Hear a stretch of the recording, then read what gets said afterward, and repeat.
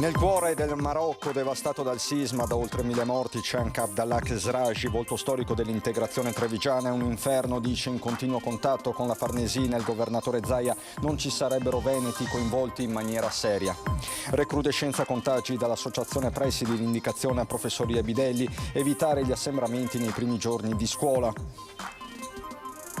A Venezia il conteggio e il sorpasso che segnano una svolta negativa nella storia della città, più posti letto per turisti che residenti, e il capoluogo regionale conta meno abitanti che negli anni 30.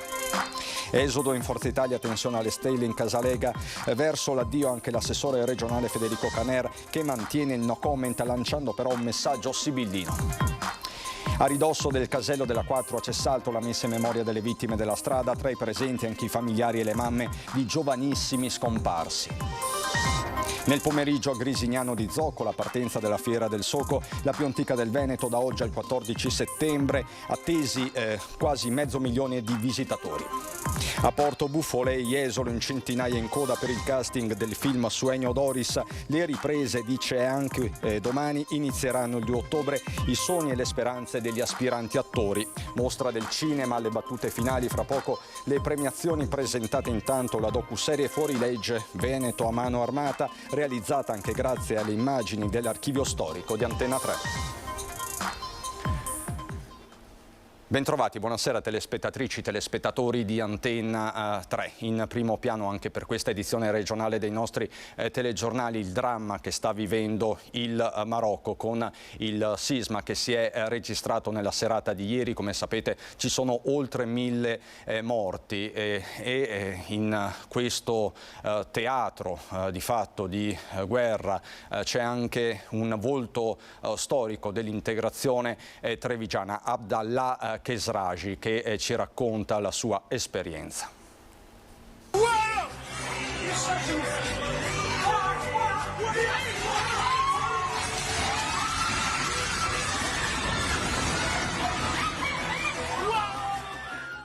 Ieri sera ero ad Agadir in un locale con degli amici, poi a un certo punto tremava la terra, sentiva spavento.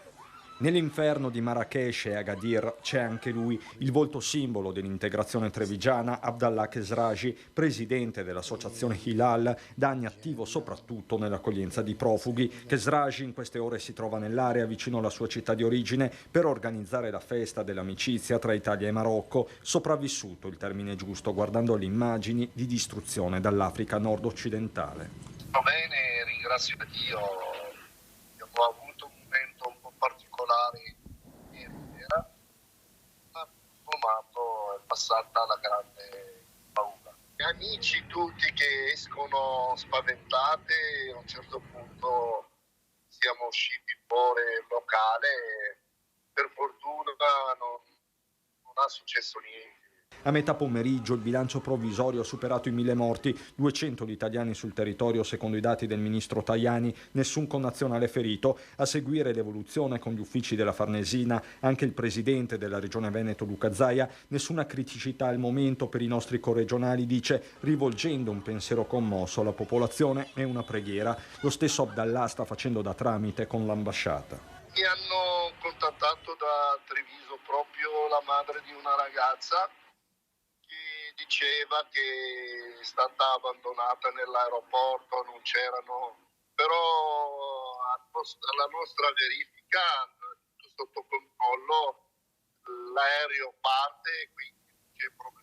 In un'intervista al Corriere della Sera rilasciata nelle ultime ore, il feltrino Carlo Doglioni, presidente dell'Istituto Nazionale di Geofisica e Vulcanologia, ha confermato come non vi siano relazioni tra le scosse registrate in Italia, Ancona e Campi Flegrei, con quelle del Maghreb. Da Agadir, Abdallah intanto ringrazia la comunità trevigiana che non lo sta lasciando solo, lui ma soprattutto il suo popolo.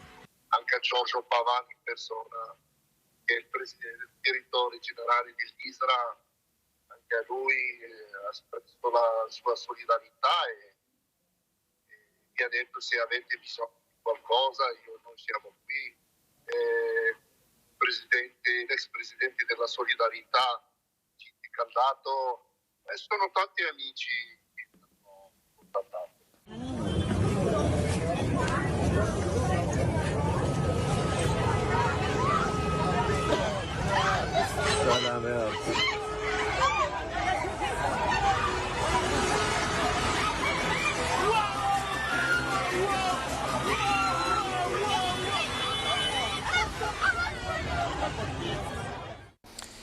Queste le immagini di devastazione dal Marocco, ma veniamo ai temi della sanità, la recrudescenza del Covid, un problema se si considera che fra qualche giorno iniziano le scuole. C'è la voce dei presidi, l'indicazione che arriva dai presidi ai professori e bidelli è quella di evitare gli assembramenti degli alunni, soprattutto in questi primi giorni di scuole. In molte scuole poi, a chi lo chiederà, distribuiremo le mascherine utilizzando le tantissime scorte che ci furono date durante la fase critica della pandemia. Stessa cosa avverrà con il gel disinfettante. È quanto annuncia Mario Rusconi dell'Associazione Nazionale Presidi in relazione alla recrudescenza di casi Covid che si sta registrando in queste ultime settimane in Italia. L'utilizzo dei dispositivi di protezione individuale è consigliato ai docenti e alunni con fragilità. Il nostro è un invito in quanto l'utilizzo non è obbligatorio, dicono i presidi italiani. Adesso a Venezia per parlarvi di un sorpasso davvero storico. Venezia ha più posti letto per turisti che residenti, 49.693 posti letto turistici in continua impressionante crescita contro 49.304 abitanti in costante drammatico calo. È il culmine di un processo che in appena qualche decennio ha quasi estinto il tessuto sociale di una città con 1600 anni di storia. Ecco come Venezia oggi. I pallini colorati segnano le diverse strutture ricettive, perlomeno quelle registrate. Si tratti di hotel, resort, bed and breakfast, locande, ostelli, affittanze turistiche, nomi diversi per indicare la stessa cosa, una città in cui di veneziano sono rimaste solo le mura. Ci stiamo trasformando da un po' di anni in una non città, perché una città normale non ha un numero così sproporzionato di turisti. Non siamo assolutamente contro il turismo, però certe cifre di turismo ci rendono la vita molto difficile, e qui sto parlando da cittadino. Ad aprile Ocio, osservatorio civico sulla casa e la residenza, ha installato a Santa Margherita il contatore di posti letto turistici a Venezia. È un contatore gemello di quello di Venezia.com a San Bortolo, che da 15 anni rappresenta un grottesco quanto inascoltato monumento dello spopolamento di Venezia. In questi 5 mesi abbiamo un aumento di 1097 unità dei posti letto dell'offerta ricettiva, quindi comprensiva sia del settore alberghiero, extraalberghiero, il cosiddetto extraalberghiero complementare, cioè l'offerta ricettiva nei posti letto, quindi nelle locazioni turistiche brevi, che rappresentano la città storica più del 40% dell'offerta ricettiva, per cui insomma un numero assolutamente drammatico. Meno evidente di quello di Venezia città, ma altrettanto impressionante nei numeri, è lo spopolamento dell'intero comune di Venezia, terraferma compresa. All'inizio degli anni 70 il comune contava 370.000 abitanti. Oggi gli abitanti di tutto il comune di Venezia sono 250.000. Questo significa che lo spopolamento comprende anche la terraferma. In totale si sono persi 120.000 abitanti in 50 anni. Direi che è un dato che non si è mai visto in nessuna città in tempo di pace e in assenza di calamità naturali. È naturalmente un dato in completa controtendenza con quello di tutti gli altri capoluoghi di provincia del Veneto. Oggi il comune di Venezia ha persino meno abitanti di quanti ne avesse negli anni 30 del secolo scorso, quando in tutta Italia vivevano appena 40 milioni di persone. Sono numeri davanti ai quali l'ingresso nella lista nera UNESCO ha un'importanza relativa. Avvenga o no, la realtà resta questa. Se non si sono adottate politiche sulla casa efficaci, misure sul turismo efficaci, come una regolamentazione degli affitti brevi, adottare un regolamento, è da un anno che se ne parla e c'è il nulla, è evidente che la città forse non potrebbe neanche essere più chiamata così. La politica, con la tensione alle stelle in casa Lega dopo gli addii che si sono registrati anche nella giornata di ieri tra Padova e Treviso, e c'è anche il caso di Federico Caner.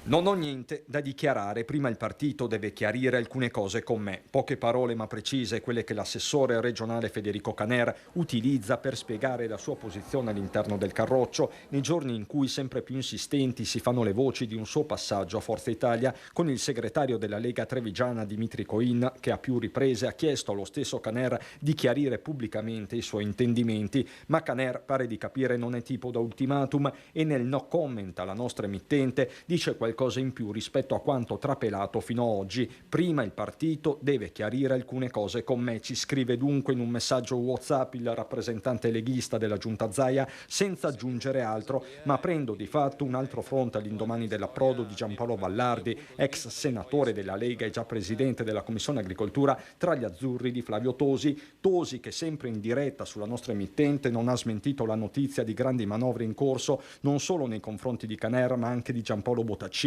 e Roberto Marcato, tutti pesi da 90 della giunta regionale. Per rispetto appunto degli stessi saranno loro a dover fare questo tipo di scelta. In Lega si alzano le paratoie contro un possibile travaso. A Treviso, Vallardi e nel mirino, l'ex deputato Giuseppe Paolini in un post su Facebook lo prende di fatto in giro citando il videocult dell'estate in Veneto e a Focus rincara la dose. Oggi dov'è? Amore? Io facevo parte della pattuglia dei parlamentari che come lui è rimasta a casa e credo che un allenatore di una squadra di calcio metta in campo la squadra e i giocatori accettano il verdetto. Se lui non ha gradito la non ricandidatura, questo è un problema suo. Lui ricordo, ha fatto il senatore per 2 mandati. Quindi credo che non sia stato discriminato dalla Lega. Flavio Tosi, che è un furbacchione, sta facendo campagna acquisti su calciatori un po' a fine carriera. Usa una metafora impietosa Stefano Marcon, presidente della provincia, che a inizio estate aveva provocato uno tsunami dimettendosi da sindaco di Castelfranco nel giorno del congresso regionale della Lega, dimissioni poi rientrate con Marcon che nel carroccio però è sempre rimasto. La Lega è una nave che assieme ad altri naviga in mari mossi, chiamiamoli così, ma tiene ben la rotta. E chi abbandona una nave oggi a me fa ricordare il comandante Schettino. Il messaggio di Marcone è duplice, al partito e ai delusi. Dico alla Lega che il confronto serve, che bisogna mettere in atto magari più confronto in modo tale da superare alcune questioni che hanno portato magari a delle rigidità, però a questi già colleghi di partito che stanno guardando a Forza Italia oggi,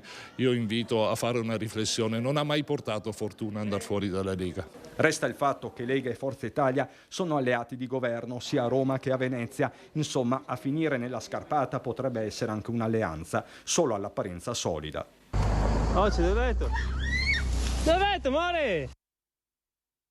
La cronaca non ce l'ha fatta. Lino Vedovato, l'88enne di Piombino Dese, che 2 giorni fa era stato investito dall'auto condotta da una 58enne mentre stava attraversando la strada. L'anziano è morto oggi in ospedale dove era stato ricoverato in condizioni disperate. E a proposito di vittime della strada, questa mattina a Cessalto una messa in loro memoria a ridosso del tratto maledetto della 4, tante le mamme presenti. Sono molto provata, però non riesco neanche a parlare. È utile però, signora, essere qua tutti assieme, secondo lei? Sì, è molto utile perché ci dà conforto, ci dà forza di andare avanti, però è molto dura. Elisabetta è la mamma di Nicola Baldo, il 34enne di Cessalto investito e ucciso in via Callunga nel tentativo di rincorrere il cagnolino Arci uscito dal cancello di casa. Insieme al marito Danilo e all'altro figlio Marco ha accolto l'invito del parroco Don Mauro Gazzelli di partecipare alla messa per le vittime della strada a ridosso del tratto maledetto della A4. Il dolore per la famiglia Baldo si è da poco rinnovato con l'anniversario della morte di Nicola avvenuta il 1° settembre del 2022. È il primo anno che manca Nico, perciò non riesco. Veramente. Gli occhi coperti dalle lenti scure, lo sguardo fisso, i lineamenti segnati da un dolore indicibile. I volti di chi ha perso un figlio, un fratello, un nipote sulla strada si assomigliano tutti. Diana Corò ha perso il suo tesoro, l'unica figlia, Samantha Renon, studentessa dell'Istituto Sansovino di Oderzo, morta a Salgareda a 16 anni. Ci vuole tanta forza perché bisogna andare avanti, perché la vita continua, ma non è assolutamente facile, perché ogni giorno e ogni cosa ricorda lei, naturalmente. Tante mamme prima di me hanno sofferto la stessa cosa, hanno patito lo stesso tremendo dolore e tutti assieme cerchiamo di andare avanti e farcela. Che ragazza era Samantha, signora? Era una ragazza eccezionale perché era bravissima a scuola, aveva già preso una borsa di studio e la seconda l'abbiamo ritirata noi a nome suo. E era vivace, solare. Lei era il nostro mondo perché era la nostra figlia unica e purtroppo è così. Adesso io e il marito cerchiamo di andare avanti tutti i giorni e sempre con lei nel cuore, perché sarà sempre così per sempre. Il nodo migranti, nuovi arrivi sono previsti a Padova. Noi quello che potevamo fare l'abbiamo fatto, per i tempi ci siamo dentro, per cui adesso già in questo momento si stanno effettuando le pulizie a fondo della palestra. A pochi giorni dall'inizio dell'anno scolastico le strutture che hanno ospitato i profughi nella prima fase di emergenza si stanno liberando. Dopo la palestra della scuola Falconetto toccherà la palestra comunale di Feriole a Selvazzano. La destinazione prescelta per il trasferimento, anche se ancora una comunicazione ufficiale non è arrivata, è la palazzina dell'aeroporto militare Allegri, dove probabilmente già a partire da venerdì potrebbero essere trasferiti i 30 richiedenti asilo ospitati a Selvazzano. Una destinazione che già il prefetto Patrizia Impresa durante l'amministrazione Bitonci aveva ipotizzato per gestire il numero di profughi destinato alla città. Ma a questo secondo step la cooperativa, che ha organizzato i primi trasferimenti in appartamenti privati, potrebbe scegliere di non aderire. Nelle palestre di Padova ad agosto ad oggi, con Selvazzano ancora funzionante, sono stati accolti circa 150 migranti, su un totale di ospiti nel Padovano che sfiora le 2000 unità. Grande soddisfazione da parte dell'amministrazione comunale. Padova, capitale del volontariato, si è dimostrata capace di accogliere. Ma è stato fantastico anche il quartiere, perché ha capito che la cosa era assolutamente provvisoria e ha collaborato, almeno dal punto di vista proprio emotivo, con la cooperativa, dando supporto, mandando anche dei volontari. Devo dire che ho trovato delle persone assolutamente corrette, rispettose delle regole, aperte al sorriso, e quindi insomma c'è stata una bella alchimia tra le persone accolte e chi le doveva accogliere, e questo ha fatto solo che piacere. Dimostra che quando ci si mette d'impegno a trovare una soluzione, la soluzione si può trovare e non mettere una persona contro l'altra. Parliamo di Fiera del Soco, ma fra pochissimi secondi.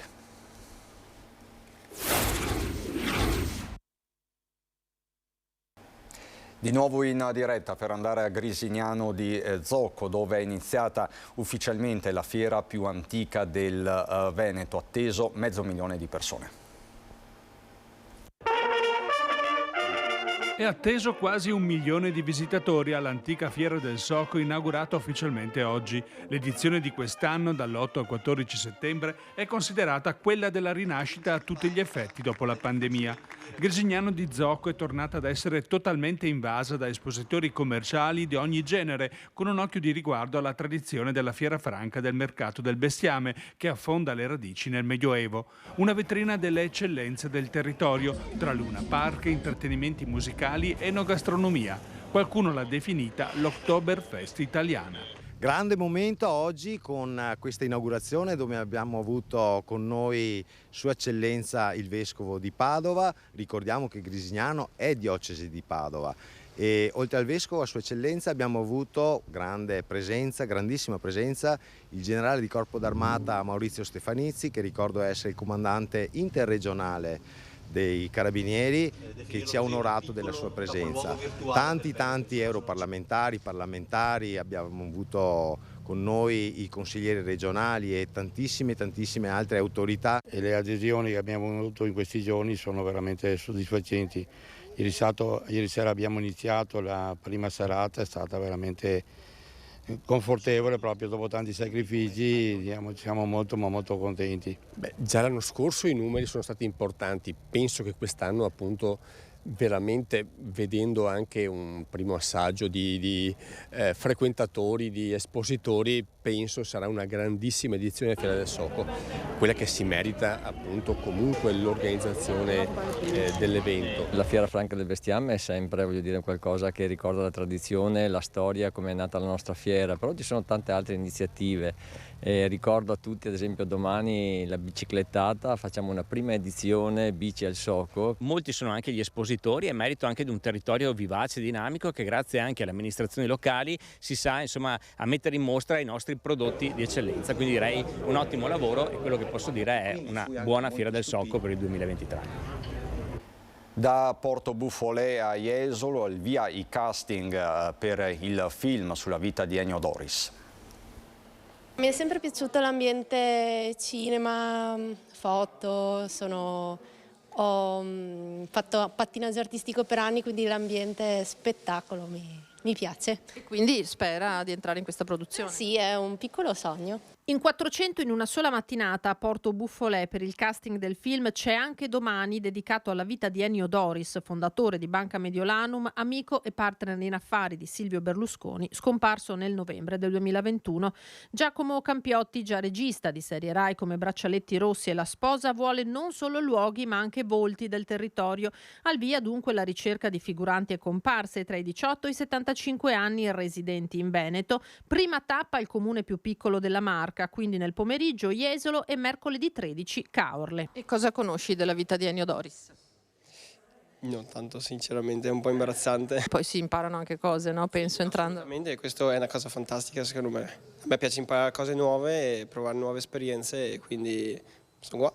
Siamo felici che gran parte sono qua della zona. Piace l'autenticità. Per questo noi da stamattina che ci raccomandiamo con tutti gli uomini, non rasate, non fate sti tagli strani, poi ben accolti le donne con capelli naturali, le vecchiette. Mira racconta che da quando la sua agenzia è stata incaricata dei casting il telefono non ha mai smesso di suonare. Arriva una persona e mi dice: Mira, ma tu non sai proprio con chi hai da fare, qua siamo come i padri Pio del Veneto, cioè mi hanno detto anche questo. Porto Buffolè, il suo centro storico fermo nel tempo, faranno anche da set agli anni della giovinezza di Doris, originario di Tombolo, nell'Alta Padovana. Walter De Martin, consigliere comunale, ci accompagna a vedere gli scorci che faranno da sfondo alle riprese. Qui nel negozio di Sara Canzian in piazza verrà ricostruito il bar. Quindi dovrete in qualche modo stravolgerlo. Sì, non lo farò io, lo faranno loro che sono più esperti. E a Sara, che di professione è sarta, è stato chiesto di mettersi a disposizione nelle giornate in cui si girerà. Se per caso c'è bisogno di una figura sartoriale per aiutarli, sono qua. È il mio lavoro e mi piace. E a proposito di cinema, mostra del cinema alle battute conclusive e c'è anche un pezzo di Antenna 3. Anche Antenna 3 e il gruppo Media Nord-Est sbarcano a sorpresa sugli schermi dell'80ª Mostra Internazionale d'Arte Cinematografica di Venezia, Lido, nella nuova docuserie Fuorilegge Veneto a mano armata, presentata con Terek Cherson nello spazio della Regione Veneto. Ma cosa c'entrano le nostre reti? Il ruolo di Antenna 3 e Media Nord-Est è stato fondamentale nel riuscirci a dare quel tipo di archivio audiovisivo che è stato fondamentale per supportare la narrazione della docuserie. Racconta dell'epopea di Enrico Vandelli, difende quindi diversi imputati durante il processo 7 aprile, acquisisce grande rilevanza a livello professionale e a quel punto ha la possibilità di fare il grande scatto di carriera difendendo il boss della Mala del Brenta che tutti conosciamo, Felice Maniero. In quegli anni Padova viene inquadrata come la polveriera del Nord-Est. Il racconto, con la regia di Sebastiano Facco, che neanche è cosceneggiatore, insieme a Marta Pasqualini, uscirà a livello nazionale a gennaio 2024. E nasce comunque da un incontro che ho avuto con Michele Vandelli, il figlio di Enrico, il quale si palesa da me portando una quantità di giornali dell'epoca, una serie di lettere scritte col padre che mi hanno stimolato il bisogno e la necessità di raccontare questa storia, prima di un uomo e poi di una regione. Voi di Antenna 3 siete fondamentali all'interno di questo progetto perché per fortuna, grazie a un contatto caro che si chiama Dino Zanin, mi è stato consigliato di contattarvi per attingere su materiale d'epoca ed archivio che non è solo unico ma è totalmente inedito. E a Venezia ritorneremo nel corso del TG di Venezia fra pochissimo con collegamenti in diretta. C'è il meteo, è tutto dal Veneto, buona serata.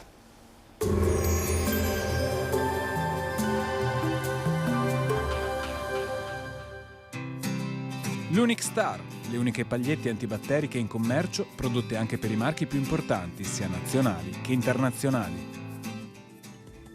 Bentrovati al meteo. Prosegue l'estate settembrina con caldo quasi estivo. Mercoledì 13 una perturbazione sfiorerà il nord ma con pochi effetti. Vediamo intanto il dettaglio di domenica. Sul Veneto non si verificheranno precipitazioni, dunque bel tempo con cielo che si presenterà prevalentemente sereno un po' su tutti i settori.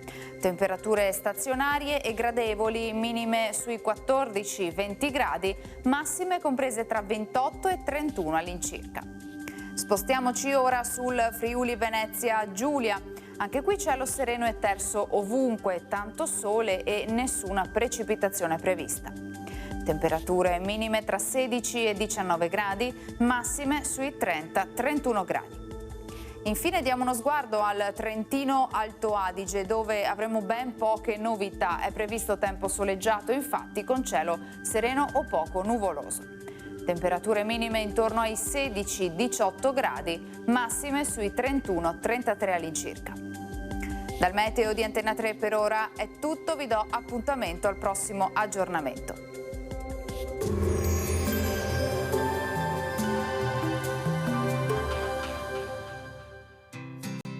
L'Unic Star, le uniche pagliette antibatteriche in commercio, prodotte anche per i marchi più importanti, sia nazionali che internazionali.